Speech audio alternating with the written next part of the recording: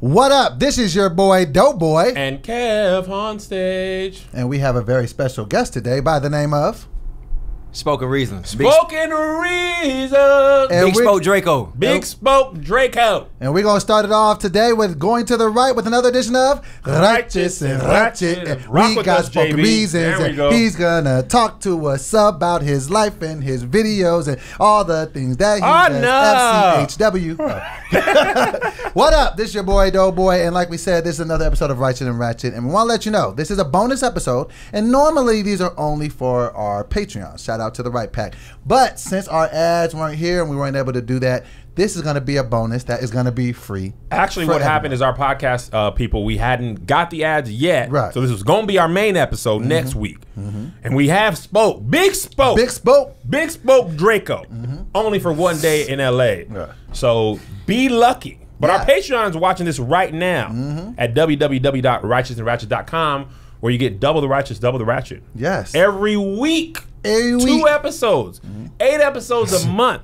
You get stuff early like Righteous and Ratchet Adventures. You get Doughboy's recipes. He puts those up in there. Meat and like a catalog of recipes. Different things like melting cheese in a cup and putting bacon bits inside. Here we go. Was I the only person that used to eat bacon bits as candy? Yes, I'm sure you never were. did that. You don't know. All right, so let's jump into this. But before we do, let me say this to Spoken Reasons and about Spoken Reasons. Okay. I would not be at All Def Digital without Big Spoke. Okay, we wrote a movie together in his apartment in Orlando in 2 days. Wow. Surviving purely off Publix fried chicken. In January. We literally sat in his apartment and wrote a movie for 2 straight days. We had a meeting with Russell and Steve Rifkin, and they did not know me. They weren't trying to meet with me. They weren't mean, but Spoke was like, nah, Kev got to be in the meeting. Kev got to be in the meeting. He made sure I was there. And Zay Zay and JoJo's first video ever on Awesomeness TV, Where's My Milk, was with Spoken Reasons. He anointed them, and he put me on a Chloe and Holly before anybody ever. Way when they were young. You did a video with them, right? Yeah. He was like, Kev. I went to the house in Atlanta. He was like, Kev, you got to watch out for these 2 kids. They're a little bit older than Zay Zay and JoJo. But they're singers and they're not twins, but they're close. And I was like, yeah. And I remember seeing them at a Beyonce concert, and I was like, man, JB put me onto them years ago. So above all the other things you're doing, you have an eye for talent as well. Oh yeah. You can see people before they've popped off and know they got something special. Yeah, I mean, I don't have to look at the followers to like 2 million followers. It's not going to intrigue me. It's all about like if I can see it, then I'm good. You know what I mean? I'm like, all right, cool. I want to be a part of that. So before we start, because JB probably ain't gonna big himself up like we will, right? But JB is the godfather of black people on YouTube. Yeah, you gotta give that to him. He is the Clarence Avant of YouTube. He was the biggest star before anybody else was a big star. At one time, every video you did hit at least 1 million. He liked a video on Zay Zay and JoJo's YouTube page, just liked it, and it had like 100,000 views. It was their biggest video, all because he like. It's because we shot. It's when we shot that video with the dude with the dreads that used to hang with. What was his name? I don't remember his name. We shot that video at your house, or the house in LA. Okay. And we did behind the scenes. The boys talked to you for a minute, and you liked the video, and they was like, I was like, man, the boys are blowing up. And then I saw Spoken Reasons liked it. I was like, that was their growth. But so anyway, we're gonna ask him, and JB has admitted to or agreed to answer any questions. And let's just make sure, because listen, you want to get out of jail free card? I don't want to be, you know. Hey, I'm gonna ask what the streets is asking. Hey, I already know what's up. I already know the question. Okay. All right. You sure? I know the question. All right. Well, let's start with some easy stuff. How did you first get into the YouTube space? Like, because you got in about what year did you first start doing videos? I started doing videos 2008. Okay. Yeah. On YouTube? Yeah, on YouTube. I started in 2008. Well, I was studying it for 2 years before that. Okay. 2006 and 7. Yeah. In high school, going into college, and then 2008 was the year I decided to actually pursue it.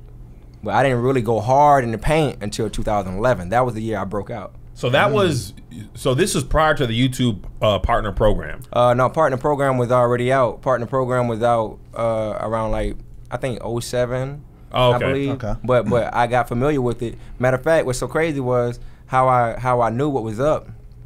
I looked in the newspaper one day when I was in high school. No, I was in college, my first semester. I only served 1 semester.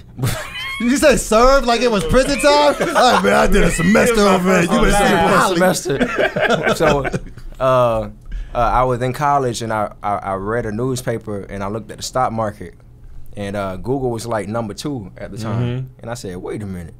You know, Google and YouTube is kind of hand in hand. Right, right. So I went back on YouTube and then I started looking up like YouTube Pay and everything, and I'm like, okay, so this is where it's at. Yeah, and that's how I discovered it. Saying something like looking in the newspaper sounds so old. Oh, like, man. Like, when's the last time you really looked into a newspaper for stock market tips? I mean, when I saw it was #2, I'm like, oh yeah. You were just like, You only do that and have coffee in a Danish. I think the last time I touched a newspaper is when they had like a USA Today in front of my hotel room. Like, man, move this. Oh. I walked by a newspaper yesterday morning. Well, this morning I saw some newspapers. I'm like, man, why don't we off that? When I was in high school, I used to check the newspaper for the scores. For real? I used to go into classifieds and look for jobs. I used to highlight it. Yeah, when you was looking, it was for barkeep. I ain't gonna lie, I did that too. I did the same thing. Oh, yeah, that's how you found jobs. I used to straight up read the newspaper, period. Like, I used to read every part of it. The funnies, remember the funnies? Yeah. Yeah. I know you went straight to that. Absolutely. Calvin and Hobbes. So you said you broke out in 2011. What was that, a specific video, or was that when you started the run? It really wasn't. I never really blew up off of just. I mean, a lot of people feel like asking all them questions was just like, it was a big video, but I just feel like just me putting points on the board and treating it like a marathon, that's what made me break out. And I went hard like twice a week for 8-9 months. So was it just 9 months? Yeah, it was like, it wasn't even a whole year that I went. Really? I went hard for I quit my job in February, and I went hard from February all the way until like close to like fall, close to winter, and I stopped. Hold on. Then it became once a week, and then asking all them questions was at the top of the year 2012, and then after all that happened, boom. So you built all that off of 9 months of going hard. Yeah. I quit my job. I ain't know where I was gonna pay my next whatever. You know how the story go. Yeah. I didn't know what my next meal was gonna be. You know, all that other stuff. But nah, I quit my job and I was like, yo, I got rent due next month. But before I quit my job, I was working around at-risk kids, and before that, I was volunteering at the 33rd Street Jail in Orlando for like 2-3 years. So this is at risk for like at risk meaning like these kids breaking down people, like kicking down doors. It was a level 8. Because Dobo is at risk for diabetes. I knew it. I knew it. I was like, this. There's nothing you can do about that. This telegram. Really, I was like, here this comes. You can visit him, but I know how your little fat brain works. I'm like, here comes. They don't really have Big Brother programs. No. That ain't it. But that's pretty much how it came together. I was around at-risk kids, and then I got an actual job working around the kids, and I bought a camera, a 60D camera. Yep. You know how I go. Canon 60D. I bought a 60D camera. Was everybody's camera. I saved up my money, and I really only got the job. I like being around kids, but I said, look, this is the last job I'm going to have, and after I get my camera, I'm going to quit.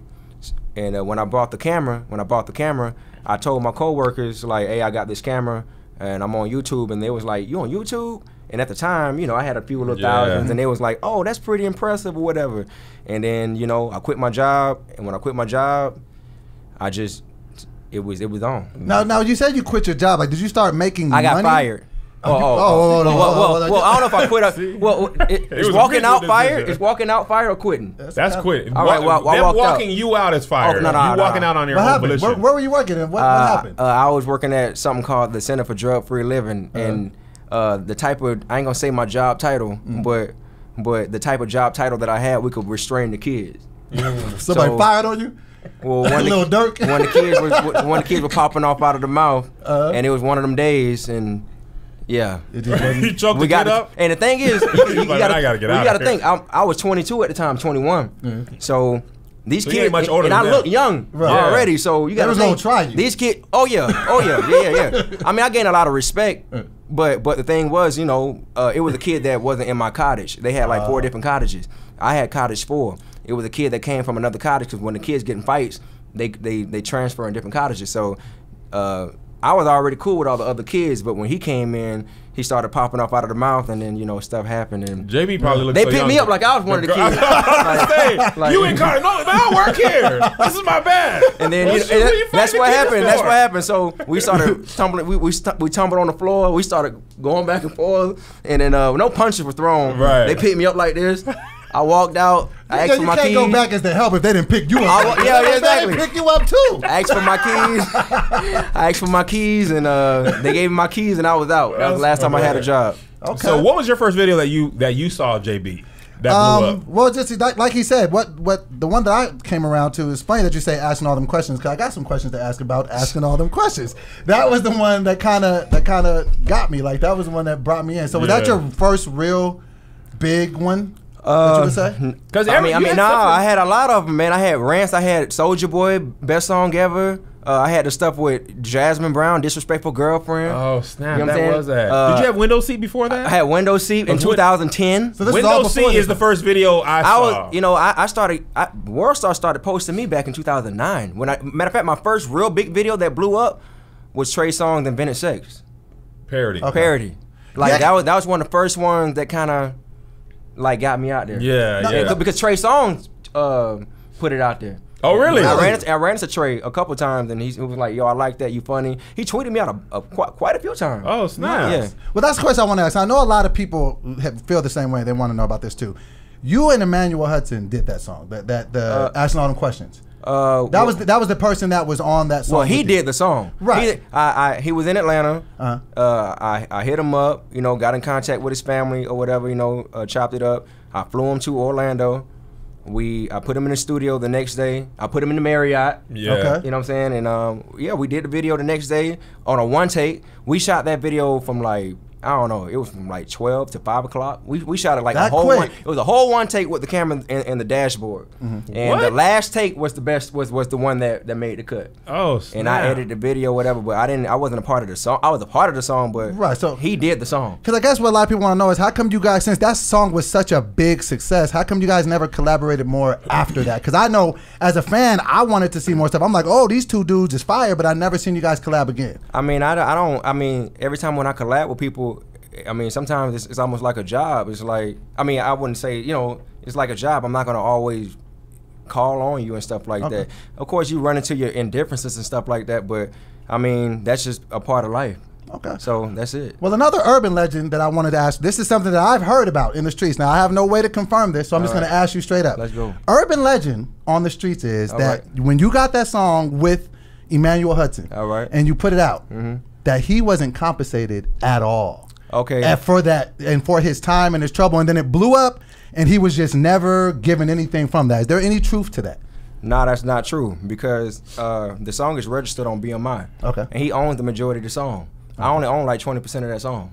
Okay. Oh, y'all did paperwork? Yeah, BMI. Oh, snap. So you know, people at the time, people look at AdSense, and it was on my channel. Yeah. Where the problems came in was I uploaded the video first.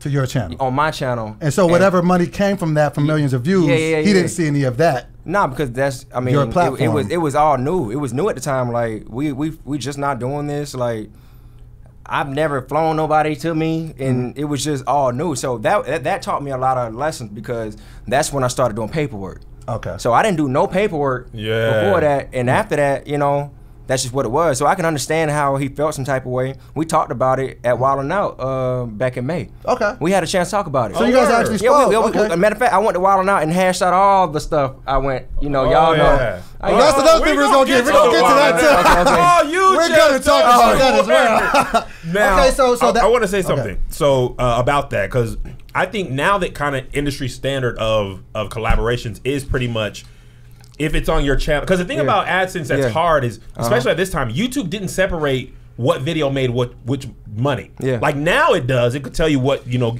it's a way more smart now. Yeah, it could tell you this video made this many dollars, but at that time it was just, here's your money for all your videos. Got it. So and JB was at this time, so I could see if you were going viral, every video's getting a million. You can't really say, how much this does. Obviously, you're gonna have an uptick. Yeah. But you know, years later, you don't necessarily know. So I can see how that is. But nowadays, that's and your AdSense is your network. You know what I'm saying? You know that's your network. So like I can understand how people from the outside looking in, you know, they have their opinions about things, but it's like you created that channel. That's your channel. Like and the video is on his channel.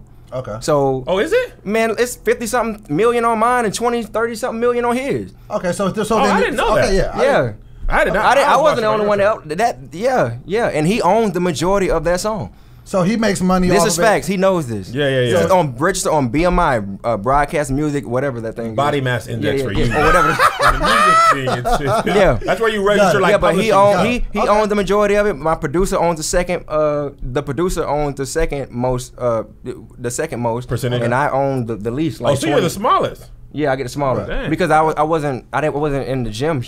I was in the gym as far as the studio. Right. I did the editing. Right. And I did, you know, it was my idea or whatever, and I saw him do it, you know, in front of a webcam. So that's how it all came about. Got it. Yeah. Okay. Well, here we go. So one thing I also want to say, so you kind of, I forgot to say at the beginning, JB's jump cut formula, so many people, like when I did Zay's first viral video, 5-year-old comedian, I just copied Spoken Reason. I remember that. Because I was like, Zay was, jump cut. I was like, okay, Zay wants to do a video. He obviously can't talk like extended. So how can I do this? And JB, like even on that Asking All the Questions video, you had the pizza. Yeah. Oh, and you're like, well, some pizza, boy. Yeah. You know what I'm saying? So you did that little, which was really common for your videos at that time. And then you did it. So, and then it was like, quickly people started doing that. Black, White, and others was like, oh snap, this is. It's so deep. It's so deep. It started on Vine. Like Vine. Really? Remember when Instagram was straight through? Yeah. They came with the chop cuts and all that. I didn't start that, but you know, I think it really started with a dude named Shane Dawson. Oh no. Ray Williams Johnson. I'm Sexy Phil. I think Sexy Phil on YouTube. Something like that. SXE. But I think he was one of the first ones, and then you know, like I say, we all inspired by somebody. Yeah, for sure. So, but when I'm not the originator of it. I think that it looks like I was the originator of it when at the time everything was taken off as far as my group, as far as black people. Right. So did you feel like, because I looked at you as a creator as like you were above everyone at all. Did you feel like that coming up, that you were like, man, I'm out here killing? I mean, I have a competitive spirit in me, so you know, that's just the nature of me. I've always had it inside of me, even before entertainment. I always knew I was funny. I always knew I was gifted. It's just that I'm more of an introvert, really, low key. Like that's everybody, so crazy. I'm an introvert. I'm a real hard introvert. I don't really do much talking. A lot of creators have that, and that is such a like. But I've always been that way. Like I've always been raised up in the church. Like my mom always wanted to get me involved with choir and everything. Yeah. Everybody knew I could sing, but I didn't want to do it. And you actually can't sing. He sings too. Don't you dare ask him to hop on the Wonder Years. I'm not gonna do it, man. Don't you? Hey, man, I got an album coming out called The Wonder Years, man. Oh my God. I need Spoke on the Hook, man. I definitely need that. There's a question I have for you though, because you're one of those people that I feel has what I like to call a good problem, and what I mean by that is you seemingly are good at everything. Like you can do poetry, you're funny, you can rap, you can sing. How do you even streamline to be like, this is the thing that I'm going to focus on? Because I'm assuming that can be frustrating because you're good at a lot of things. You know what's so funny? Russell used to get mad at me all the time about that. And he never did one thing either. He wanted to bro. You do well. Don't worry about man. You focus. And he used to always be like Will Smith. Bro. And he used to manage Will Smith, so he was like, I mean, honestly, in my life, I don't know about everybody else. I really can't live one without the other. I can't live. I can't live my. I'm a real total package artist. Like, I love art. I love poetry. I love paintings. I love all that stuff. And I make beats. You know what I'm saying? Like, you know what I'm saying? Like, I do everything. So it's like I really can't live without the other because I feel like my life is going to be incomplete. So every year I'm steady learning new skills. Right. Nice. To this day. To this day. Yeah. I got the bandana on too. So you were one of the few who crossed from YouTube to traditional media with the heat. He was kind of like the first one. Yeah, he might be. Put some respect on that. Yeah, he might be the first. Respect, might be the first to do that because he went to a major movie, not no straight to DVD. This wasn't like a. And this is no disrespect. It was the number one comedy. Right. This was the number one comedy of 2013. Yeah, and it beat White House down. Yeah, it was the Heat with Sandra Bullock and Melissa McCarthy. So hardly anybody has achieved that level of like like you had a legit character. It wasn't like a lot of people have done a cameo here and there. This is no disrespect. This is just the truth. Like hardly anybody's done that in traditional media. Like YouTube Red and streaming stuff, but you were on the heat. So I mean, as another creator, we're like, this dude's out of there. He's out of there. And you held your own. Yes. Well, like you were funny, but you still had the ability to like keep the things that made you that we liked on YouTube. But your character was funny. You were screaming and stuff, which you did in your videos. So like when you booked that, what was that like? As a competitive creator, what was that like to see? Like, dang, I'm really in a movie with legit. Like Sandra Bullock was a legit movie star. You know what's so funny?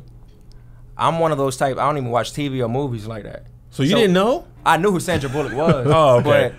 But I saw what. Let's see. Look, this is how you know I'm bad at it. Speed. Speed. Yeah. Speed. You was in that one thing. I saw a couple of those. I actually watched her movies when I was in the movie. So I started going back doing my research while I was. I'm like, well, let me go ahead and do my thing. And I didn't know who Melissa McCarthy was. I didn't really know much, but I mean, I knew she was the big deal. That was earlier in Melissa McCarthy's career. That was one of her She was just about to pop. That was right before Bridesmaid. Right after Bridesmaid. Oh, it was after? Right. Yeah, because Paul Feig directed Bridesmaid, and that's who was the director for. Okay, so she had like a great year. Yeah. He held on to it and he gave it that push. So what was that like going from YouTube to like being on a movie set, like a legit movie set? It's so funny. I get this question all the time. Like, this is what I tell people. It's the same. It's just that it's way more white people. That's it. Like, it's just way more people. It's just more political. It's more political, of course. But I mean, for me, I felt like I felt comfortable. So I felt like it was no difference from me having 8 people around me or my boys holding cameras. Yeah. But I'm going into a whole new situation. Everyone's like, hey, you want some coffee? I'm like, oh, y'all serving. Oh, okay. I get a Twizzler. I get all this. Like, Twizzlers? Hey, man, I get. Don't turn the check back in. He from the hood. They had Twizzlers, dog. But that actually, that taught me a lot because when I went from my own self set, when I saw how everything, that taught me how everything was going to work. Then I'm like, okay, so this is how they run it. So it was a learning experience for me to be like, okay, now I'm going to take this and put it to what I got running. Now, let me ask you this. Did it, and this could probably be a natural thing that would happen because I know that I dealt with this on certain levels when I would book certain things. Yeah. Did it at all go to your head? Like, I'm that dude. Don't talk to me. Don't look me directly. Nah. Did you ever have any of those moments? Not the don't talk to me part because I think that's the part where a lot of people get confused with me. It's not like that. I think I'm not a very approachable person like that because of how my personality is set up. Right. And it did get to my head as far as I would say, like, yeah, bro, I'm out here. You know what I'm saying? Like, I'm on top. You know what I'm saying? Right. I mean, bro, I mean, let's be real. I feel like especially when you're young, when you're really young, you gonna feel. So you were 24 at this time? 20. What the movie? When you did the movie, yeah. I shot the movie at 22. Wow, I can't even imagine. The year I quit. Wait. Oh, it's all of the same. Wait. I was 23. Okay. 23. Yeah, because I booked Wildin' Out at 34. You couldn't tell me anything. Oh, so when this dude came back to All person. I was just like, mind you, he what? That too. He was in 8 episodes of Wildin' Out this season. He came back to All Deaf like, kiss my hand, bring me a snack. Like, I was like, what are you doing? Drink some water. Like, is there pulp in this orange juice?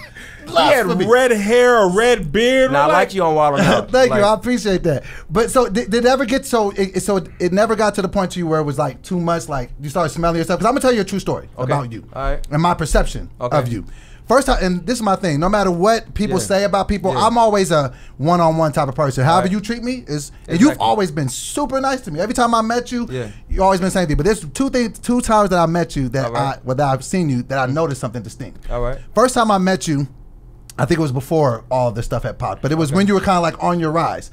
And it was like you were just really like quiet, like, you know what I'm saying? It was like, hey man, how you doing? And I was like, man, because I knew about your successes. I was like, man, that dude's really quiet and composed. That's crazy. The next time I seen you was when we were at All Deaf and we were at Inside Jokes. It was the night you got into it with Tony Rock from the audience. And so you were saying something, and then you said something. But that really wasn't like real though. Okay. So that was something between you guys. Okay. That wasn't really real. No, that wasn't real. That wasn't real. That was. So you thought he? No. Let me. That was all entertainment. Yeah. So let me tell you. No, we dapped up, we laughed, we talked. Because from my perception, like y'all was going back and forth, and you was like, man, you on stage. I done been on movies with Sandra Bullock. I was like, he's so different than the first time I met him. So that was just something you. I mean, I can having fun with your guy, and that's what I'm saying. Yeah. That. Me and Tony, we good. Like, right.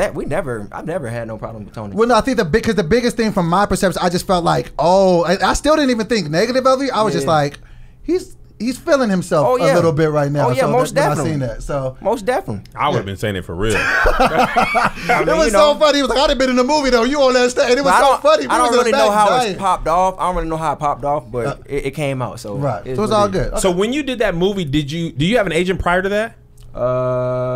Like prior to the movie? Well, the thing was, I only had the agent for a week.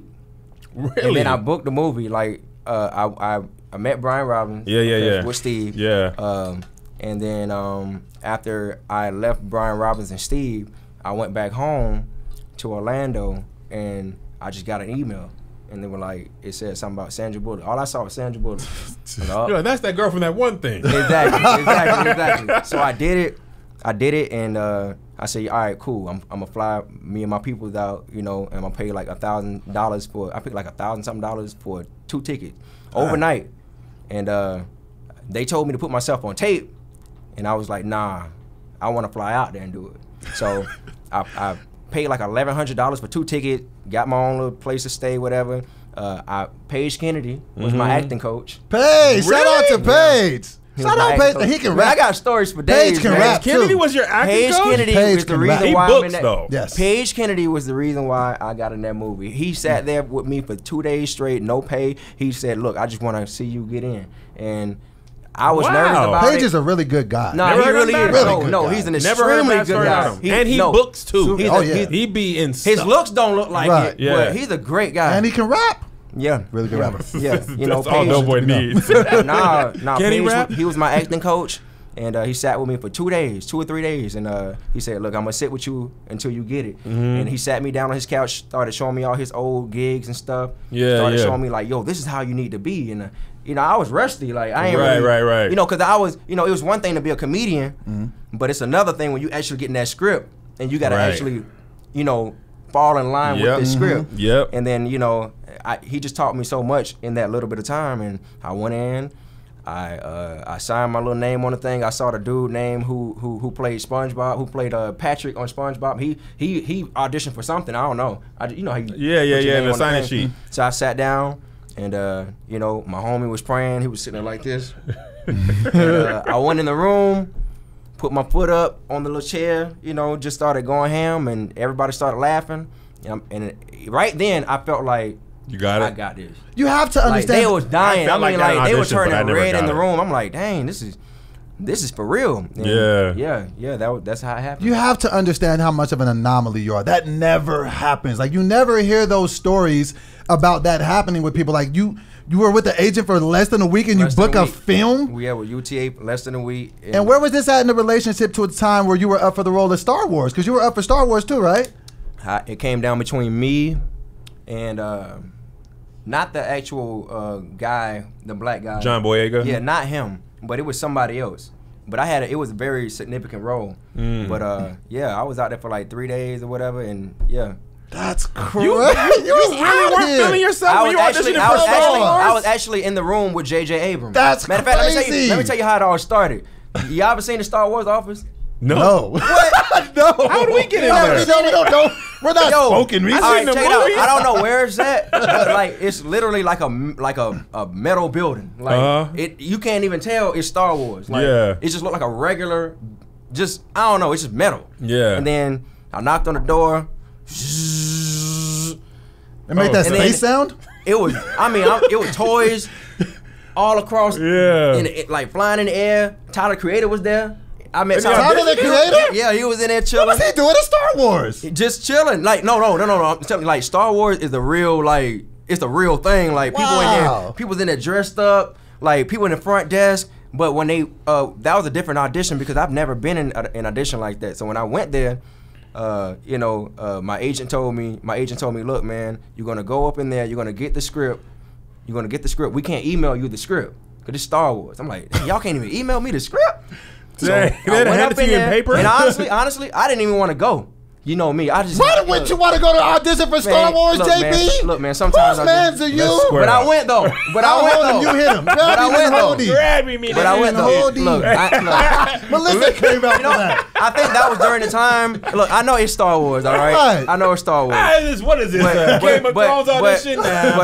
But J.J. Evans directed. I don't know who it is. Look, that's really what it was. But I think that was during the time too where I was trying to get me back so much. I felt exhausted from all the meetings. I was doing like 5 meetings in a day. So it got to a point where I'm like, wake up for though. But I understand. But I woke up. I got the script. I went in there. They took me in a room. They confiscated my phone. And they said, okay, Star Wars. This is not Secret Service level. It's a movie. Relax, JJ. Yeah, they confiscated my phone. They put me in a little room for like an hour. And they said, all right, study this. This is the Men in Black story. This is what they did to Will Smith. They got a little flashlight. That was the last thing I remember. They handed the thing, you got to take the test. They put me in a little room. You only had an hour to prepare for a Star Wars audition? Check it out. But I got something for you though. Okay. They locked me in the room. They took my phone. So it was like two sheets. I'm like, all right, 2 pages. All right, cool. I'm a poet though. Mm-hmm. So I said, all right, it's no way how I'm gonna remember this. Right. You put it in poem form? I read it in rhythm. You turned it into a poem? I'm like, let me tell you what to do. This is what I'm gonna do. You don't want to fall out of space and da-da-da-da-da. I read it in rhythm. And I held on to that joker. And when I ran out the room and I'm like, give me my phone. Give me my phone. I ran out the room and as soon as I got in my car, I typed that joker in my phone. So it didn't come off weird like, may the force be with you. In a galaxy a long time away. I am your father. I typed it in my phone. Brave new voices over here. That's what happened. That's exactly what happened. I typed it in my phone, and I feel like that's the only reason why I remember the actual line. So I typed it in, and I studied it overnight. You know what I'm saying? With my lady, whatever, and she rehearsed it with me, and then I went in the next day. I didn't know. I didn't feel like I did too much of a good job. I was nervous. I was nervous, whatever. But I got a call back, and then they said, JB, I'm like, what's up? Congratulations, man. You're going to London. You went to London? Yeah, I went to London. Was this a callback? Huh? Was this a callback for London? Callback. None of this ever happens. People don't get callbacks in London. What? Yeah, matter of fact, I went on 2 callbacks. I went on 3, actually. It was 3 callbacks. I did the first one. I passed that. Then they sent me right back to the same building.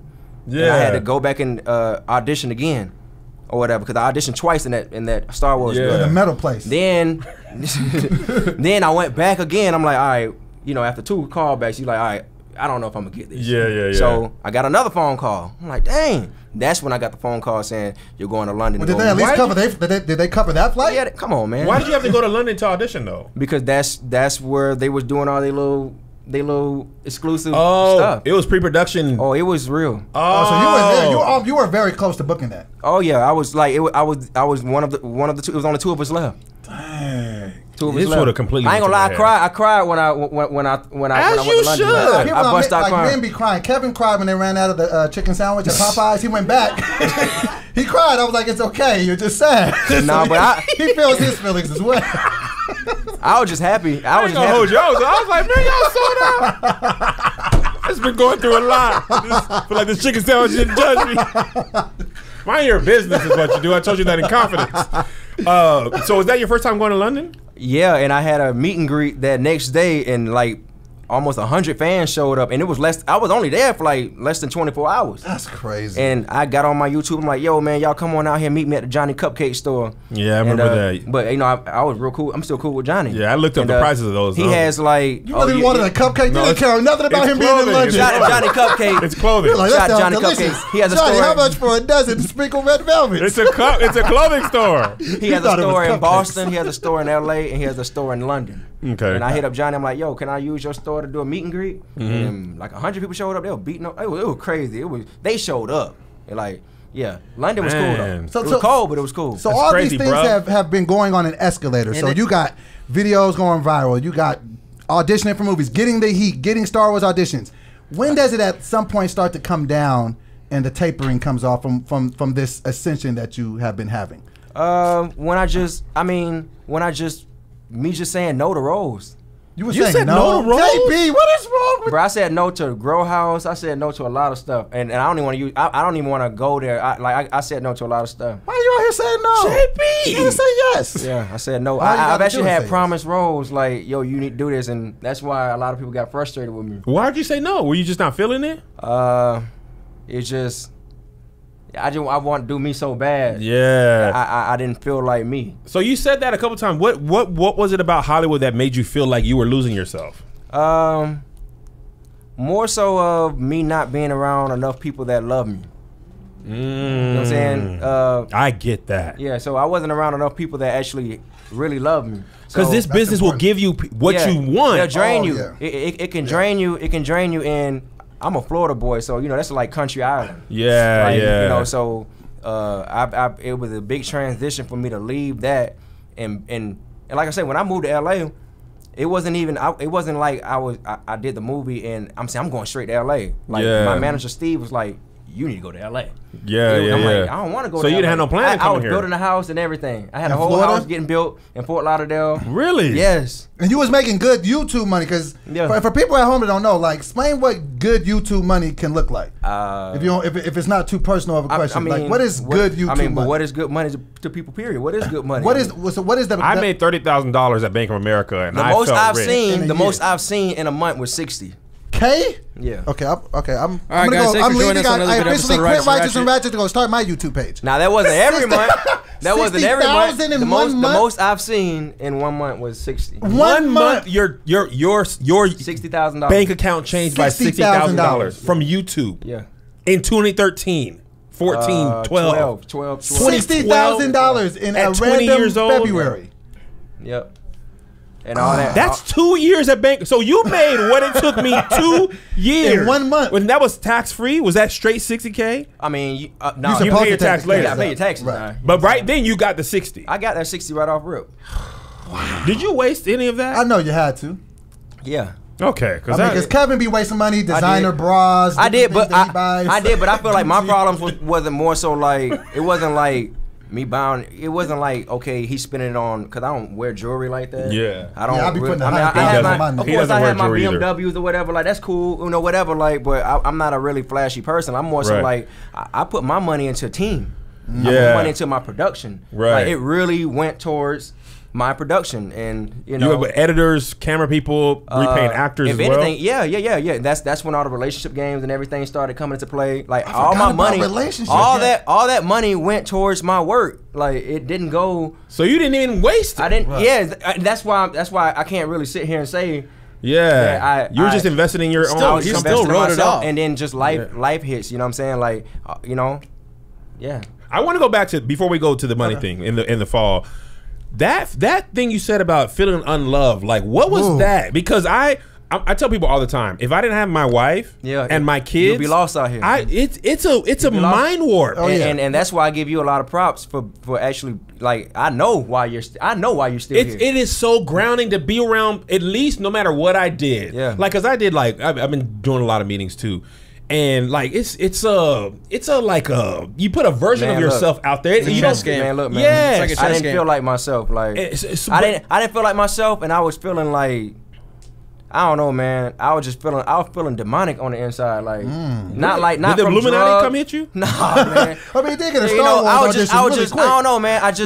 I'm a big fan of energy. Yeah. You know, when I walk in the room, and that's another reason why I'm not, you know me, like, when I'm in a room, certain people can walk up to me and probably talk to me. Right. Some people probably can't. And it's just, I may not even know anything about that person, but if I feel something, I'm not going to disrespect you, but I'm going to open all the way up. Exactly. Right. So, you know, and then, you know, in LA, you got to be friendly and all the other stuff. And I'm not a very friendly person. Right. But, you know, I'm a cool person, but I'm not very like friendly like that. So all that played into the mix, and you know, I'm very spiritual, prayed up, and you know, I honestly stopped talking to God like during that time. Like, you got to think. Was there any particular reason? it's just this. It's just everything just caught up. Everything just caught up. Like I wouldn't even say, and when I say drugs, it probably was like it was the weed too. Okay. You know, I'm not gonna sit here and be like, weed is just a plant. It's good for you, man. Look, it might be better than some pills, but that stuff ain't good for you. That stuff can take over, and I honestly feel like it's population control. Were you smoking more to deal with all the anxiety? Heck yeah, that's when I was smoking the most. Smoking reasons. I don't even. And people call. You know how many names I got? You know how many nicknames I got? Really? I got smoking reasons. One of my nicknames, JB the Poet, Big Spoke Draco, Spoken Reasons. I got all kind of names. Yeah, I was smoking the most, and I don't know if you don't remember me walking in the office, getting lit up. Man. But everybody was smoking. But no, man, it was different for me because you talking to a person who started smoking at 23. Oh, you didn't start until then. Look, man, my lips was straight pink. You know what I'm saying? Before 23. When you look at them old videos, when I was really in front of the camera, my lips were pink. Yeah. Pink. You put them things in the oven. It was hot dog. You talking to a person who didn't even think that they were gonna do any type of drugs before I even got in college. So like when I didn't start drinking until the first day I went to college. Dang. Well, see, and that's interesting that you say that. As soon as my mom dropped me off, I got a drink. That's very interesting that you say that. She dropped you off at night?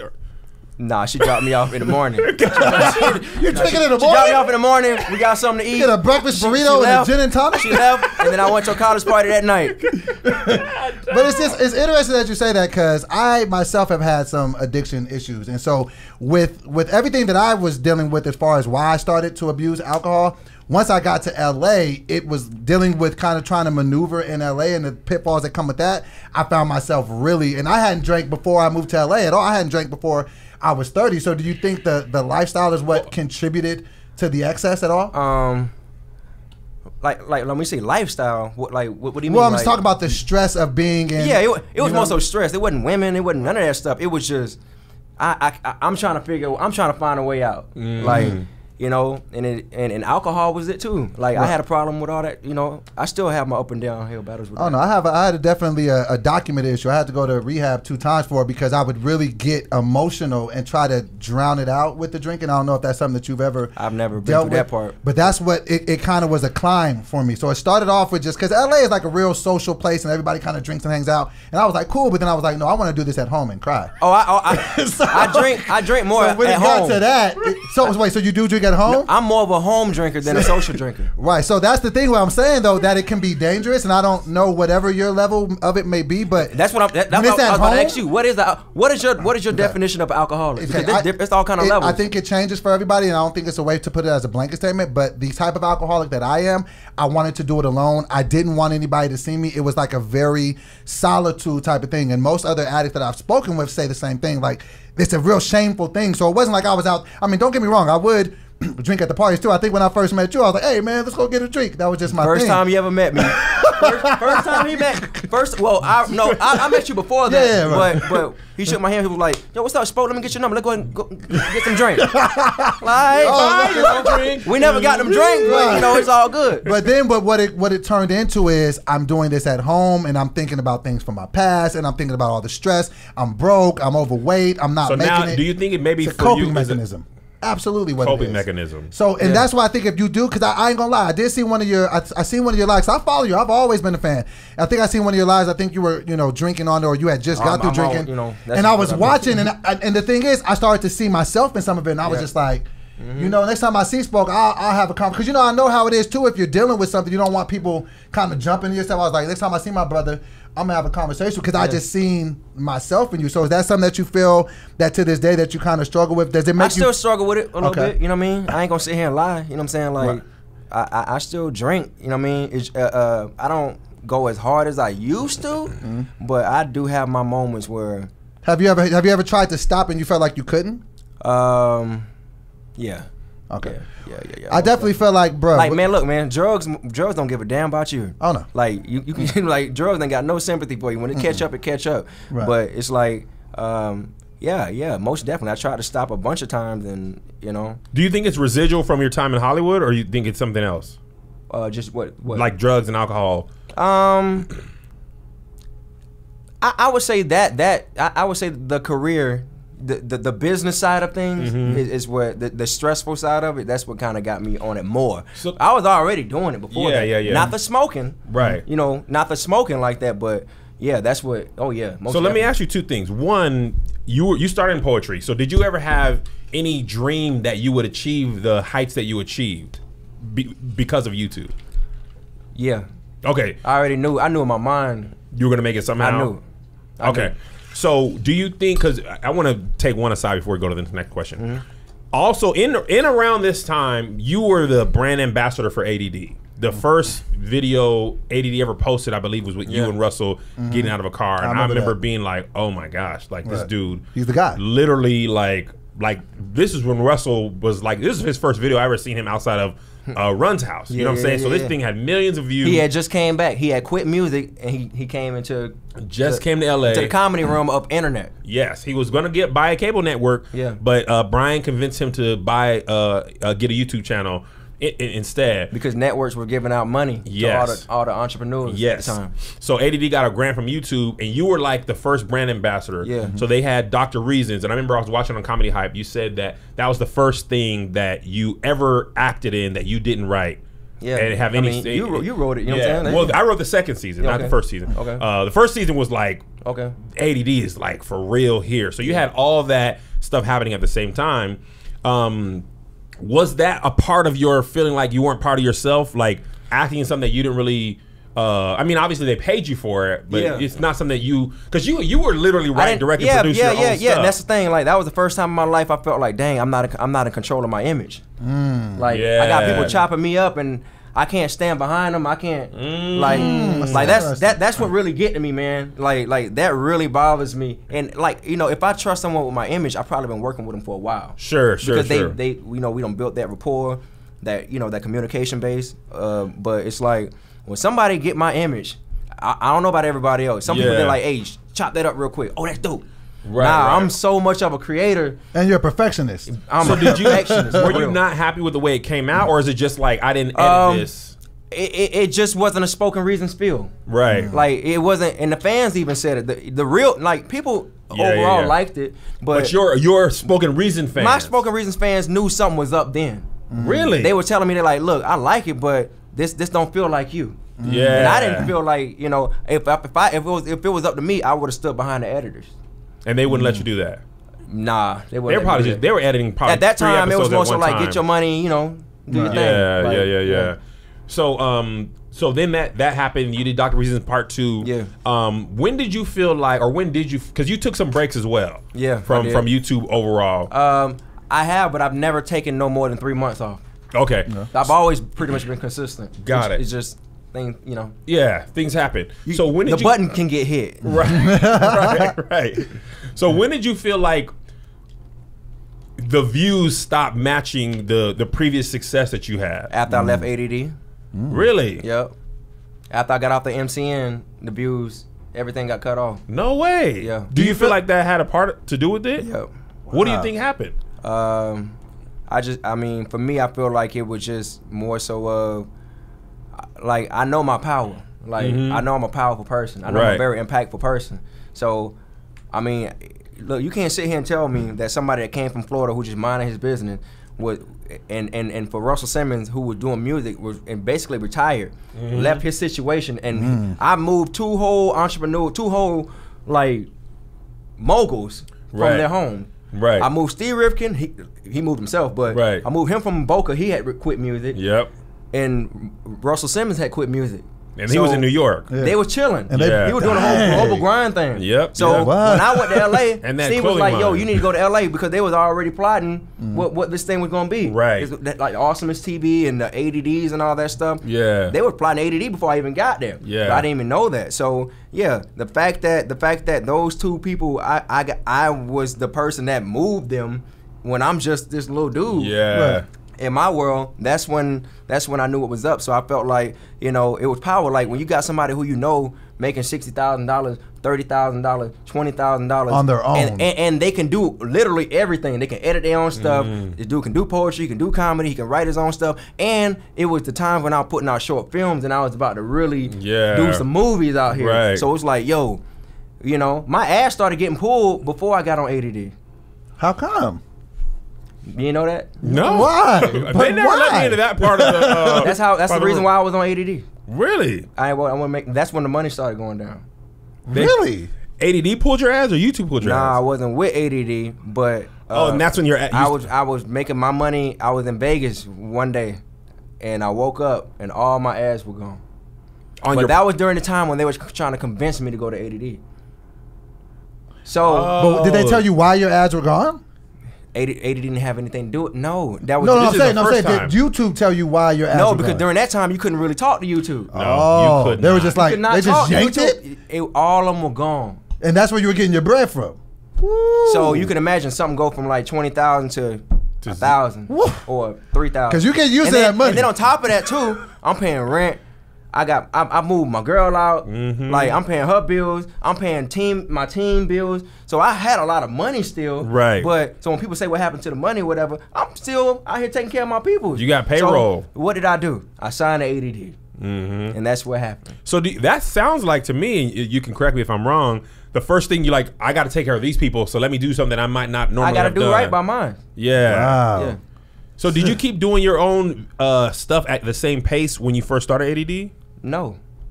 You just switch over. Stopped. Was that the deal to just stop doing all the stuff on your own and only focus on? No. I could still do my thing, but I've always felt that the whole plan for me was get him in here, exhaust his behind, keep him busy, keep him in meeting so he can't do him. Did you have? And that's why I kept saying no to everything. Like, there's no way I'm gonna go to. Look, you know, in LA, with traffic and everything, on a maximum level, you can probably only go up to like four places, like 4 locations in LA. And then by the time you get to that 4th location, it's 5 o'clock. I literally did that yesterday. I came here. You can't go nowhere. And 3 more meetings, and by the time the 3rd meeting was over, it was 5 o'clock. And then I gotta do this for ADD. Then I got a script. I got 2-3 scripts coming at me in a week. For the movies. So when you do scripts, you know, of course, when you get scripts, you got to take at least 2 days off to do your thing. So how can I really do ADD, try to maintain, and this is all new. It's not like I came out here to be a straight actor. This is a whole nother realm. I'm the first one to really like get the script and try to be a content creator at the same time. Yeah. And try to balance that. You know what I'm saying? What it sounds like is you did all these things to create your own universe, and then you ended up linking up with people who wanted you to just do something else. They had a totally different vision for you than you had for yourself. Of course. That had to be frustrating. That was highly frustrating. I'm getting frustrated for you just listening to it. Like, that would really tick me off. I noticed you stopped posting, but I never knew why. But now actually, like, that makes seeing sense. of all the stuff you had, like the meetings and the scripts alone, like, and also the money that you're making probably from ADD and the potential money from movies, it's like, okay, I'm making great on YouTube, but if you can start making movie money, you think 60K is a lot. And movie money is millions. I get residuals, so I know. Yeah. I still get residuals for the heat. And that was just one movie. So yeah, why wouldn't I? I've never done a movie. I'm not spoken reasons. You know, I didn't even. Listen, that was one time I acted smart when I wasn't. You didn't know. I didn't even know you got residuals for movies. I get residual for Real Husband of Hollywood and all that stuff. Wow. Oh, is that from when the Heat plays on TV? Yeah. Is that where you get the residuals? Anytime it hits TV, the airplanes. That's all. You get residuals from airplanes? I get Wild 'N Out residuals. Oh yeah. Oh yeah. They come every now and again. Yeah. Sometimes it be like, whoa. Once you hit that TV, I don't give it. Look, this is for everybody. Once you hit that screen, and you're on somebody's platform, especially multiple episodes, or a movie. Now, unless you're extra or something, you know what I mean. That ain't gonna. That's not gonna apply to you. But for the most part, you should get a residual check. Oh yeah. So what was it like going from all that to now you have no ad money or nowhere near what it used to be, and then your views are not popping? Like, does that start playing on your mind? Like, bro, I know I have the same creative ability, but I don't have either of the 2 results that usually come from that. Yeah. So the question was what was that like to like? What was your mindset like? Like watching the views drop, watching the money drop, and having the same skill. I mean, good question. I mean, it was frustrating. It was highly frustrating. But in the same token, it you know, I'm a realist, so it's more so like I always look at things like if you go through something, you can always learn from it, and you can always it's like people always be like, I'm going through this, I'm jacked up, this is all bad. Nah, bad situations can be good. Right. So what it did was it got me closer to You know what to do. It get you closer back. It put you back on your feet. It put you right back to the places that matter. Yeah. You know, in the places that matter. So it made me reevaluate my circle. When that type of stuff happened, you have no choice. Because then everybody else start leaving and all the other stuff. The hangers on stop hanging like, hey, bro, you ain't got the 20K this month. But what that did was it taught me a lot about peace and happiness. Really? So I'm more happier now than I've been. I'm so serious. Without the 60K? Bro, I'm so serious. Because you have the peace. This is why I'm not here. You know what I'm saying? I haven't been here, but I'm more happier. I'm serious. Like my peace is my wealth. Like for real. Listen, I kid you not. People say this to me all the time. Like, what do you want out of Hollywood? Because and obviously I want to be able to create and do my stuff, but not at the expense of my family. Oh yeah. Like I've had a lot of opportunities more ever. Like tours and TV. I had a chance to do a pilot. And it was shooting on it wasn't like a TV pilot, but it was a pilot with a person I really respect and create. But it was shooting on my son's birthday. Yeah. And I was just like, nah. Exactly. They couldn't move it. Man, I'm like, bro, I miss a lot. But luckily, I've never missed either of their birthdays and no first day of school. So I'm like, I don't want to start that. No, don't. Because there's no money. Like, bro, I still go home and my son's like, can we play soccer in the living room? And I beat him on Tuesday and I'm like, bro, I'm cool. As a dad, as a father, that stuff matters more than say $100 grand I make, because you can't get those moments back. You can't get that back. Exactly. And I've learned that early as a 10-year-old boy, you know what I'm saying, when my dad passed away. So I've learned early, like, how valuable it is to have people that's close to you. Yeah. So when you know, when I was going, you know, I would always leave ADD. I would leave like Cali. You know, I would go back to Florida. JB's in Florida. When's he coming back? Yeah. Like I'm home, bro. They used to call me to be like, get him back here. Like, he is an adult. I can't make him come back here. I was doing my thing. I was hanging with my people. You had no interest in coming back. Nah, not at all. I never wanted to be there in the first place. And then when you did come, like, how many days can we shoot this in a short amount of time? Let me tell you what I used to tell everybody when I used to walk in the office. I maybe didn't tell you this, but I used to always tell people, hey, when you're here, get your money, go home. You did. You told me that. I told you absolutely told me that. Get your money, go home. Told a lot of people. And you always drop gems. I always appreciate that about you. You know, I didn't, you know, that's just what it was. That's just. I feel like for a lot of people, because the city is so fast, and it chews you up and spits you out. If you don't have that sense of home, whether that, like, my home luckily is like at home literally, and because I grew up military, like, home has kind of been where you are, and I have my wife and kids. But if I didn't have my wife and kids, like yesterday I was telling Melissa, I was like, man, I be in these meetings, man. I be in meetings where you could tell this ain't going nowhere. Like, I just be like, man, I done came in traffic, and like, I know you're doing this as a favor for somebody else. Right. I don't want to be here 5-6 meetings a day. It'd be a like, bro, it'd be like, we don't gotta waste each other's time. And I called Melissa and she was like, it's okay, man. You know, something's gonna come. I'll be like, and the Popeye sandwich is gone too. I'm telling you, bro, I feel like that a lot of time on first dates. I'll be like, I know this is not going anywhere.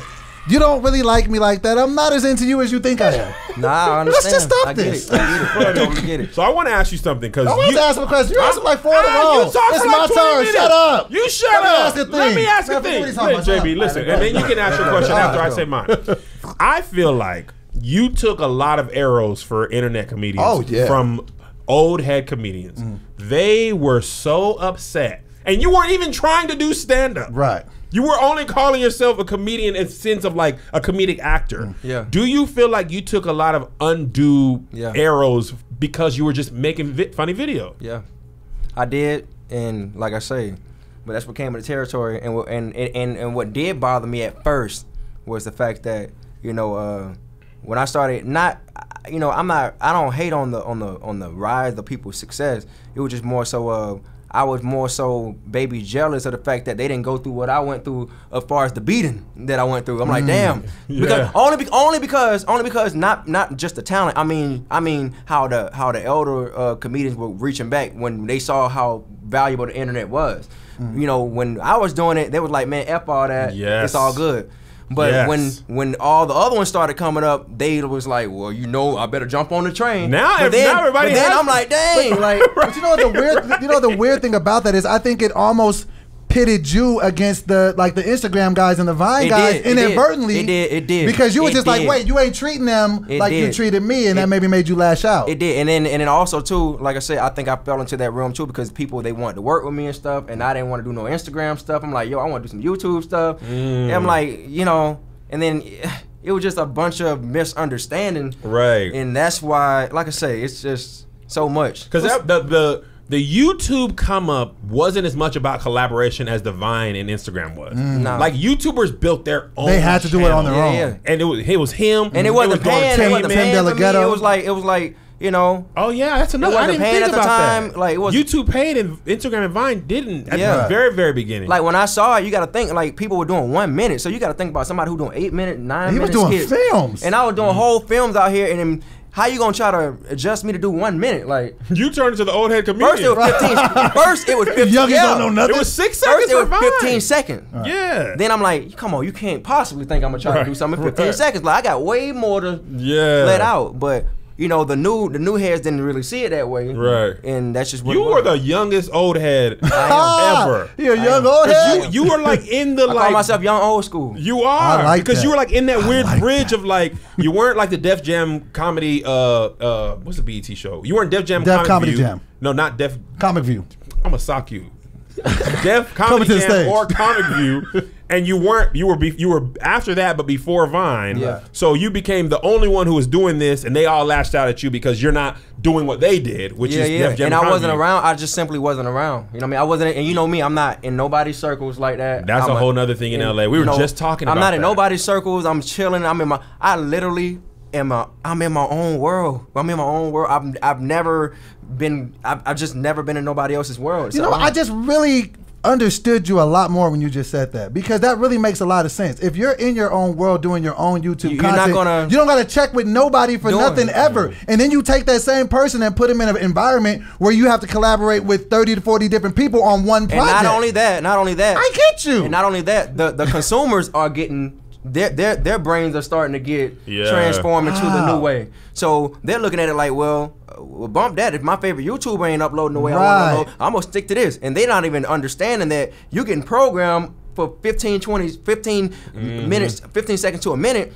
And it's like, so that your content, that is 8 minutes. I was getting it from all over, even from the consumers. The consumers like, yo, bro, you need to get on this. I'm like, man. And then I just like, look, I just had to just go back and be like, look, do you cannot control these people. These people are gonna come around. Yeah. And that's just the game of life. I always believe in keeping putting points on the board. Yes. Just keep putting points on the board. That's my whole philosophy. Just keep putting points on the board. You put burgers on the board. And that's all. And everything gonna come around. You know what I mean? Like as long as you keep putting points on the board, as long as you're consistent, consistent hard work. It does. You know, some people have that tattoo. Hundreds. Like Mystic has that tattoo. Yes. A lot of. You have like grandfathered a lot of people credit you as like their #1 inspiration. They be like, man, Spoken Reasons is that dude. I remember when I met Mystic, he spoke very, very highly of him. He has that tattoo.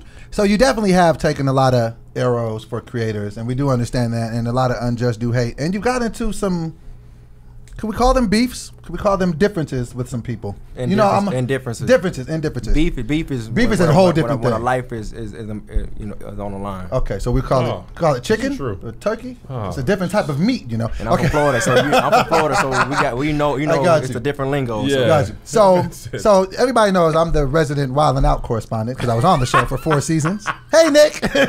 So you got into it with Niall and Nick Cannon on Instagram. Can you please shed some light onto how that came about? Because it was some back and forth things, and then it was supposed to be something set up to be settled on the show. Can you let the people know what happened with that whole situation? Well, people don't know it originally started with Niles. His name is Niles. Stop putting the S on his name. Niles, my bad. You always call him Niles. My bad, bro. Before we get into this, look, man, we good. Yes. We all good. Shout out to Niles. Bro, if y'all watching this stuff, bro, don't come at me, bro. Like, I don't want to go through this again. I'm sick of this stuff. You know what I'm saying? Like, so I'm just clarify that. And just so people know, now Evan is the executive producer on Wild 'N Out. He's a behind the scenes guy. If you don't know who he is, okay. So Niall, what happened? It originally started last year when I did the Comedy Hype interview, and he put a comment in there and basically said, just something up the speed of, not verbatim, I don't really know, something up the speed of, dude would have had a lot more chance if he hadn't burned bridges. Niall said that. Yeah. On the Comedy Hype. And you know so this is unprovoked. You hadn't said nothing to him, Nah, I never spoke to him, never. And I'm a man of. I got a lot of pride. You know what I'm saying? Like I believe if I never shook your hand, unless you shook my hand, you have no right to speak on me. So at this time, you had never met him. Never shook his hand. Okay. He knew me. He knew me. He was a fan. Okay. I mean, he was a fan like a bunch of years before that, but. My thing about me is just that I feel like because I don't open up my mouth enough, people they have their own experiences about me. So my frustration kicks in is that look, man, it's okay to hear something from somebody else, but always come to the source first. Yeah. And most people don't get the luxury of being in my space. So therefore, I let them. Well, I'm gonna be stealing that. You don't even have the luxury of being in my space. I don't even let people in my space like that. So I've let people get away with just saying whatever and feeling whatever. And it's okay, you can feel whatever. And I honestly didn't really care too much. It was just more so like, just don't get disrespectful. Right. So you see the comment, you didn't like it, but you don't respond. And then I wrote him, we chopped it up. I'm going to say, apples turned to oranges or whatever. I gave him my number. He gave me his or whatever. Apples turned to oranges? Like, we was in the DM and I was like, hey, man, here go my number. Call me. Got it, okay. So I'm a person that be like, yo, call me. You know, I'm not finna do this. I don't do this. Like, call me. I pick up the phone. I don't do that text and stuff. Pick up the phone and call me. I don't do all that texting. Florida people are like that. I know some Florida cats. I don't do all that text. I didn't get that phone. I called him. He said, who can call me back? He said he called me back. And I feel like that's where it all. So y'all didn't fix it at that point. It didn't get fixed at that time, but we let it go. But you reached out. But we let it go. That was in 2018 of the summer. Okay. So that was like damn near like a whole year, whole year until the whole Nick thing popped up. And so then, so some time passes. So you see that he said that. You tried to reach out. You didn't get to rectify it, but at least it was like, we're gonna stop saying things. It's cool. We just let it go. So then, fast forward to the next thing that happens. Now, what's the next thing that happens in this situation? What was the next thing? What you know? Well, I'm talking about with the Instagram thing when you guys were kind of going back and forth with each other, and then it was like getting. Well, he didn't jump in until I went at it with Nick. Okay, everybody jumped on my case. So how did that happen? So talk to me about that. That was when you were on your big Draco spoke stuff. But Soulja Boy was on it too, and I've always said I'm a Soulja Boy comedy. Okay. So y'all know that's my boy. Right. Like, that's my boy. So I felt like during that time I was the only one that could really relate to what he was saying. Okay. I totally agree, and I feel like with you and Soulja Boy, we had kind of forgot what Soulja Boy brought to the table. Right. He had become like, oh, it's kind of funny, Soulja Boy. Everything what they were saying about Soulja Boy, I got it. Yeah. On my level. Yeah. So but see, I got the same treatment. So when he went through what he was going through and he was putting it out there, I'm like, you know what, man. I as like you asked the question earlier, like how was it when you didn't get the view or whatever, all this stuff all the stuff that's happening, how you handling life. I felt like that was just my moment to be like, you know what, I'm not finna hold my tongue no more. But see, how did it go? Because I'm watching from the outside looking in, and you like went at Nick, and I'm just like, Doughboy loves Nick Cannon. Nick can do no wrong. But let me tell you something. Let me tell you something. Okay. Drake nobody's a bigger Nick Cannon fan than me. Okay. Do you know his songs? I can verbatim spit his words. Gigolo? Getting freaky. I know getting Gigolo. Freaky. You know word for word? What, of Gigolo? Word freaky. for word. I don't know his verses, but I know the record. You talking to somebody who got Nick Cannon albums. I got Nick Cannon albums, bro. Your pops don't like me. I literally am a goddamn. When he cut his hair, I cut my hair. That's really fair. I was a real guy. We were all just thrown off. We're like, why is he go? So you go at Nick, and I'm just like, but why? I went at Nick because of the type of okay, number one, I was sitting back and then I felt like I was being overlooked. By Nick? Hold on, let me get to what I'm saying. I felt like I was being overlooked because I was sitting back in the cut, like when nobody at the time. I'm like, yo, man, don't nobody really see me out here. Yeah. Like, what the hell is going on? So okay, maybe that was my fault. But then also too, you know, I started seeing him doing the spoken word and everything. He started getting into all that other stuff. So pretty much, I just kind of just pulled his card and was just like, look, man, you know what I'm saying? Like you took this from me and all this other stuff. You wasn't doing this before me. And I was real bold with it. Like, even people next to me thought I was tripping. And then I was like, and me and Nick chopped it up on the phone for a whole hour after that. We talked for a whole damn hour on the phone. And he was like, look, bro, like, I ain't got nothing against you. I said, I don't either, but, you know, this is how I feel. And also, too, it was more so, you know, since you're walking into that lane or whatever, because I know a whole bunch of poets, like, for real. And, like, it's this thing about poetry. My name is Spoken Reason. Like, it's a spoken word name. So at the time when he was doing it, I'm like, yo, man, like, you need to at least reach out to these people and highlight them about it, because there's so many poets that's out here hungry and stuff like that. I don't really think you understand. And I was really speaking on behalf of the poetry community as well. Like, that's why I pulled his card the way I did.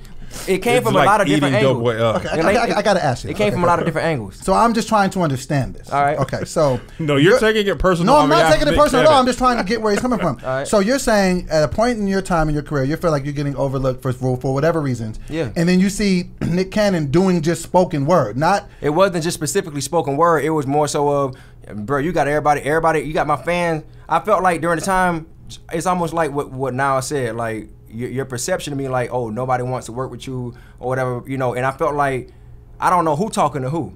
All I know is that everybody connected. So therefore, when you got all these people saying this about my name, putting whatever on my name, I felt like it got to a point where nobody really wanted to rock with me like that. And that's why I started seeing people. Once I started seeing people like the Chloe and the Haley's getting on Wild now everything, I'm like, come on, bro, like. Yeah. But then it wasn't like I was itching to get on there. No. My fans steady kept coming to me. That was the main question I kept getting. When you going Wild now, I'm like, bro, I'm not finna. Right. I don't really care, but I got tired of hearing that crap. Right. So I'm like, look, man, somebody I'm gonna just go ahead. I just basically jumped in front of everything and it was just like a loose cannon. I'm like, look, I'm gonna just stand in front of whatever, and anybody got a problem, it is what it is. Because how it looked as a fan to me, I was just like, how does Spoken Reasons get to like own spoken word like that, to where it's like, no, that's what I'm saying. From looking on the outside, it's like, wait, he's mad at Nick Cannon for doing a spoken word, like anybody. It was a very, like I said, it was various of things. It was a lot of things. Like it was also too, like I said,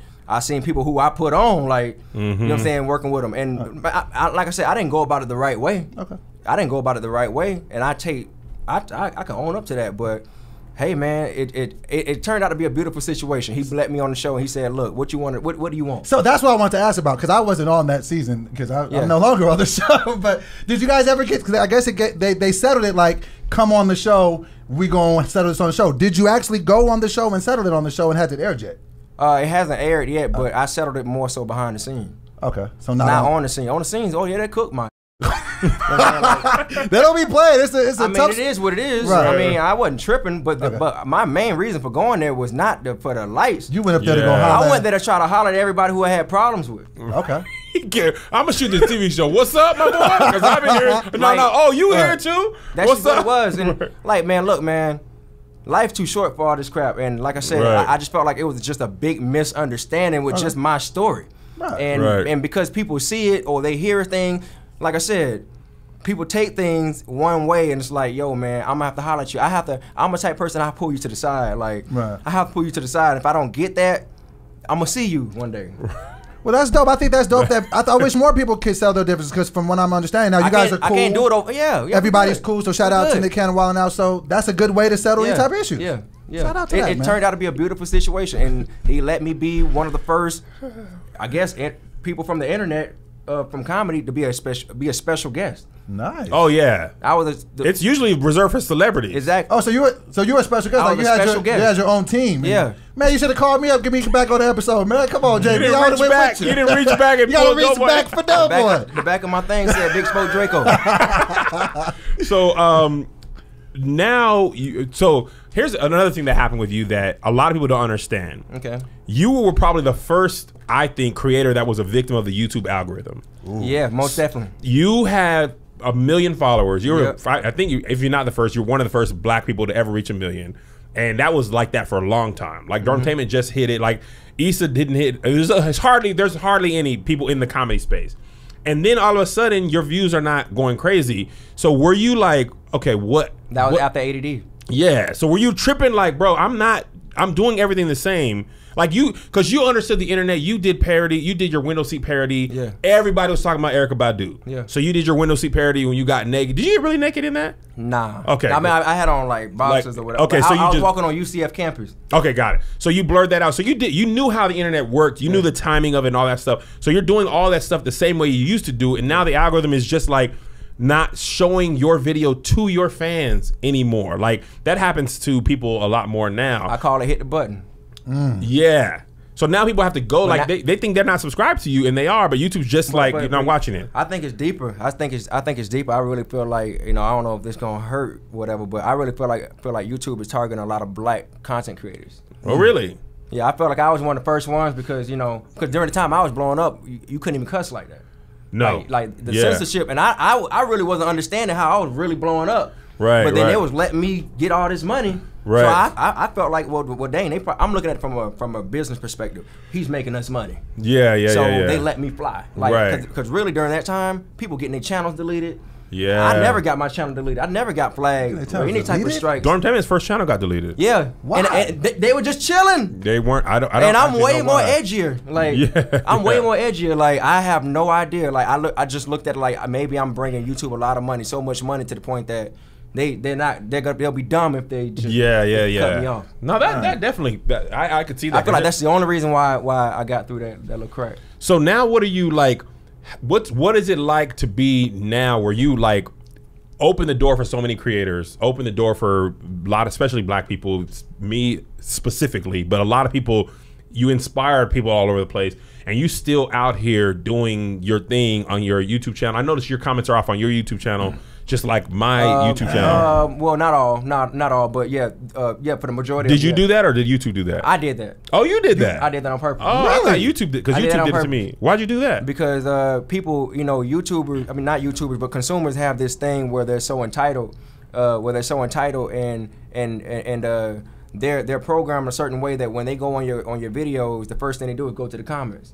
And that one comment to be like, hey, thumbs up if you see that boog on his nose, or thumbs up if you think this video is bad. Sheep mentality. And then what that does is it manipulates your mind, and it's like it frames the video for you. You know what I mean? Like so there's a lot of people in this day and age that don't have a mind of their own. And because of that, they don't. The consumers don't understand where they go wrong. They just understand like, look, if I see something going wrong on your end, I'm gonna point it at you. But there's a lot of things that they do wrong as well too, but they don't see that. So I just took it away and I said, all right, cool. If you want to see the content, you're gonna just see it, and we're gonna treat it like TV. When you watch First Prince of Bel-Air, when you watch Urkel, you watch all that stuff, you couldn't see no comment. You had to have a living room conversation. Yeah, you took it back to the essence. Or if it was that deep, you had to go to work the next day, school the next day, but like, hey, you saw that? You saw that? Or even pick up the phone like, man, did you? Now that's real word of mouth to me. Like people now, it's not as valued, and now I want my content to be valued, whether it's 100 people or 100,000. Look at the content, look at the work. Like stop going to the comment section and just seeing what everybody else feels. The popular opinion, and let that be how you feel. And Instagram and Vine did that. Yeah, for sure. Like it took away the attention span from people. So all I'm saying is when you on this YouTube, which is baby TV, look, man, you gonna watch it, or you gonna click off. And I always felt like your vision was just like so much bigger than, because I feel like your type of talent. It's way bigger. I feel like it's just because I'm like, I mean, I kind of like know my lane. I'm like, I can rap sometimes and I can like say funny stuff and that's cool. But I feel like with you, like to be able to have the vision of like to be doing short films and stuff. Like, is there any stuff in the what's the pipeline that's coming down for like in the future for you, like some different projects? Because I just expect bigger stuff from you because you're such an innovator in my eyes. I still got movies that I'm holding on to that I wrote years ago. I got multiple movies in my laptop. I'm actually starting a subscription service within the next 2 weeks. I saw on your thing you say no more free. I'm not giving out now. I will still drop on YouTube. I'll still drop like some little 1-minute clips here and there. But $7.99 a month. $7.99. I'm done. I don't care if it's 100 people. I don't care if it's 50. $7.99 a month. You don't have to subscribe to me on YouTube. Subscribe to my website. What is the website so the people who found SpokenReasonsTV.com. That's been Spoken Reason TV forever. He cut out all the middlemen. Just give it to me. But people don't know. SpokenReasonsTV.com used to also be a talent site. Really? I used to put creators on there when I was coming up. Yeah. And I treated like a baby world star, and I found people who I like, and I used to put them on my website. Like every single day used to be a talent website. The real fans know that. I was telling my wife, I think a subscription model is great. Yeah. Because you could do that. You could just be, like, all you got to do is have the people that rock with you. And it's all mine. And it's all mine. And it's 100%. And when you get 100, because you don't know that YouTube only the money you get from YouTube is only a split. Like even your split is like I think 40% of the money goes to the creator. Yeah. So then when you go to an MCN, you're getting your percentage of 40%. Nobody's getting 100% of their money. And that's why YouTube is like, and they just don't even talk about the percentage that they keep. Everything YouTube is like, when you read the terms and conditions, right. Yes, this is our platform. The least you can do is give us 60%. So they're getting paid, whether you even, before you can even monetize. Right. It's slavery. They take their money before you even, like you start a YouTube channel right now and you make money on ads and you can't even get monetized until you got 1,000 subscribers and 4,000 hours. So they getting paid off. But they get paid off the jump. That's just crazy. You can have 4 videos straight, 1 billion views. Until you apply and approve for their partner program, you won't even get your 40% of the And then the consumers feel like, yo, if you ain't feeding me, it's like, yo, man, y'all ain't never bought nothing. You know what I'm saying? Like, I'm not finna just keep putting. I've been in this thing for 11 years. It's only so long that it's gonna be like, yo, enough is enough. Right. Like, I gotta feed my kids. Right. I gotta feed my family. Like, I can't die on this. Like, you know what I'm saying? Like, this is crazy. Like, I cannot live this way. So it's like, yo, I'd rather have 100 people that support me for $7.99 a month than to throw something out in the air and hope it hit glory. Yeah. And then if I'm not dropping consistently enough, I'm not doing my thing. Like, right. That ain't I got this question for y'all, because y'all said this at the beginning of the before we had started filming, and I got to hear the backstory on this. Y'all 2 dudes, and I want to hear both of y'all experience on this. Y'all wrote a movie in 2 days. Yeah. Talk to me about this, because y'all said this like everybody writes movies in 2 days, and they actually don't. How did this come about? Zay Zay and JoJo had done Where's My Milk with Spoken Reasons, and they did some other videos, and they always did like way better, at least for the boys, way better than their other videos. People still see Zay Zay and JoJo and be like, where's my milk? JoJo could barely even talk. Like, they put subtitles down and they had the wrong thing that they thought he said. Like, I'm like, no, that ain't what he said. He's like, that's my milk, boy. Like, it was like, he was super, like 3 years old, I think, at the time. Like, he did not want to do it. If you actually watch that video, they had to cheat JoJo's reaction shots, because he, like, somewhere along the shooting day, he was like, I'm done with this. He was playing with the milk. And he was out? Bro, he was like, nah. Oh, he know how to clock out. He walked off the set. When he clock out. Oh, yeah, he did. He did walk off the set. JoJo walked off the set? Yeah, he walked off. JoJo was like, bro, I'm done. He took some fruit. He took some fruit snacks. They had a ball for him. He went and ate the fruit snacks and kicked the soccer ball outside. Yeah, that was it. And they're like, we're going to have to shoot JB's reaction. So Zay Zay stayed there, and they just punched in. Wow. And JB's looking, there's no one there. JoJo's in the back kicking a soccer ball into the pool. And then one of the PAs would fish the ball out with the pool net. I remember that. And that's when he was like, oh, you'll do whatever I want, won't you? So he's like, nah. Right. So that was like another 2 hours of filming where he was like, nah, I'm done. The one smart thing they did at Austin is they shot JoJo and Zay Zay's front shots first, because once they ran out of energy, they were like, and they know that. They probably knew that. They knew that because they in the front yard and all that. Yeah, Zay Zay was a little bit more professional. JoJo's like, bro, ain't nobody tell me to come here, like, whatever. So anyway, so me and JB were like, this is when Russell and Steve were like, actually, to be completely honest, what happened was they were trying to get Spoken Reasons back to All Def, because he had been in Florida. And they were like, and JB was like, if you come back, I want to be able to do some of my stuff. I don't want to just do your stuff. And they're like, what do you want to do? What do you want to do? And he was like, well, I want to do a movie. So me and JB was like, let's do a movie where he is their babysitter, because he was supposed to be their older brother. And he has to babysit them, and they're like terrible, bad little kids. So we wrote, I think it was called Bad Little Boys or something like that. Bad Little Boys. And y'all wrote this in a weekend? Yeah. Saturday, Sunday. Yep. Y'all are both acting like, and I'm a writer, and I'm sitting here like, bro. How many pages? Like, bro, it was like 90 pages. So did y'all break it down? Like, okay, this is gonna be the story. I got the first 4. We went straight in. Like, he wrote some of his. Yeah, we did Save the Cat. Like, read all that, an hour, and he did like an hour. Bro, it was literally like, all right, bro. We proofread it, and yeah. And they bought it in the, like, right then on the set, and it never got made. It never. Well, what happened was Russell was like, man, you should come work for me at ADD. They got JB to do Dr. Reasons Part 2. We did that, and then I don't know what happened after that. We just started making other stuff. I want to read this script. Send me that script. I just want to read it and see what y'all came up with. I still got it. That's very. I want to read it. Do you really? It's very impressive. I got everything. Zay Zay has a mustache now. It's gonna be like Superbad. He's gonna play you, and your son gonna play Zay Zay. I'd love to read it, because I want to read it. I'm like, I still got it. It was good, man. But when you hungry, you gonna do what you got to do to eat. Bruh, my wife was like, you gonna go to Orlando? I had to buy my own. And at this time in my life, we did not have it like that. And you flew out there and wrote a movie. We were like, we have to make the, and there was no like, we can finish it next week. Like, no. No, we did it. It has to be done. Now, this is before I even moved to LA, I think. Wrote and sold a movie. That's instant. Shout out to y'all. Jay, before we let you go, I got 2 more questions for you. All right. One. There goes Zay. The guy he was just talking about. Come say what up to JB, man. You out here looking grown, now man. come dap him up, man. with your hair. George is here, Kev.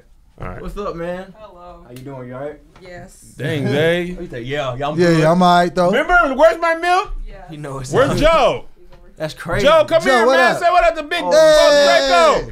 Hey, hey, little Joe. What's up, man? You all right? What up, Joe, man? I'm your dad. Man, you good? See, man, Zay said JoJo dapped me up, Zay. You ain't even show. No, don't come over here now. That same energy, man. I want to ask you 2 questions before we let you go. All right. First one is, what have you learned from your career path, and would you change anything? That was a good question, Kev. What have I learned? I mean, I think I said it throughout the whole interview, but more so just, you know, staying grounded, stay around the people who matters the most. Yeah. I'm just saying for my life, you know, right. Stay around the people who matters the most, because I feel like if I don't have that, I'm the type of person, like, if I don't have my inside, if I don't have my life in order, it's gonna be hard for me to get in front of that camera. Right. So you know, I make sure home is good. Yeah. Like, home is good, everything taken care of, and then I'll jump out there. Right. But I don't really regret nothing. I don't really regret nothing. Like I say, it made the best out of me. So, I mean, I appreciate all of this stuff. I still don't know what this is going to do in the future. Because you're only 30. Yeah, I'm only 30. Just a baby. Man, I just turned 40. You ain't a baby. And one more question is, what do you want to be remembered for? Now, you're alive still, but like that feels like an older, like, you know, in my younger days I did YouTube. My message. Faith, consistency, That's hard it. work. No, not even just this. My message in general. Like, every time when I get in front of that camera, I mean, the majority of the content I put out, especially on my own, it had messages behind it. Yeah. I've never put out anything just on some just straight, I'm out here being goofy. Right. It's real. This is real life for me. Like, it's beyond comedy. Like, this is why I was getting frustrated back then when everybody was coming at me like, you're not a real comedian. Like, yo, man, I'm here to serve a purpose. Right. Like before I got into this, when I quit my job, I got on my knees and I prayed to God, like, because I knew I had a message to give out. That's why my name is Spoken Reason. It's self-explanatory. Yeah. Wow, that's what it means. Yeah, self-explanatory. It's a message. Like, I'm not here for nothing else. I ain't here to make friends. I ain't here to be loved. Right.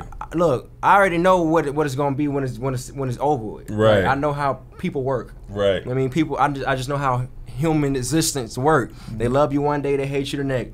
You know, but you know, it's the message behind it all. Like if you ain't touching nobody, for me, I feel like I ain't doing nothing. Right. Like, I feel like I'm just shooting blanks. Yeah. Like, you got that son, so You ain't shooting blanks all the time. At least not that one time. All right, let people know anything you got coming. You want to let them know where to follow you, what you got going, where the subscription thing. SpokenReasonTV.com. You said that. SpokenReasonTV.com. It's the subscription service coming out within a couple weeks. Like I said, it's gonna be $7.99 a month, 20% off on all my merch. Monthly giveaways include content, merchandise showing up to your door. You get all my music for free. You know, it's pretty much. That's what I got coming. That's the next big thing I have. Like, you know, I'm on YouTube. I got an Unspoken Truth podcast. I'm on that thing every day on YouTube. That's the little side hustle thing, but it's mainly just my website. Like, that's what I'm on. Like, I'm on that. I appreciate you. And I have a poetry movie coming out. Oh, do you? A poetry movie called The Root of Spoken Word. You can check out the trailer. I'm working on that. I'm working on my baby TED Talk, not a real TED Talk, but I did a TED Talk earlier this year too. I did 2 projects this year. Really? I shot a spoken word movie, like called The Root of Spoken Word. Yeah. Where I put a whole bunch of poets in it, and that's why during that whole thing when everything was going down, I was actually shooting a movie. Yeah. You know, and I got something called Hollywood Unspoken. It's like a baby TED Talk that I'm editing too. You still editing your own stuff? Yeah. Kevin has done his own version of TED Talks too. It's called Bread Talks. He talks about like baguettes, bagels, spiced pumpkin loaf. That's his favorite. It's a whole thing. So yeah, I still I still got projects. I'm you know, I don't move as fast as I did before publicly, but I still work just as crazy behind closed doors. Yeah. I got projects, man. Like I got projects.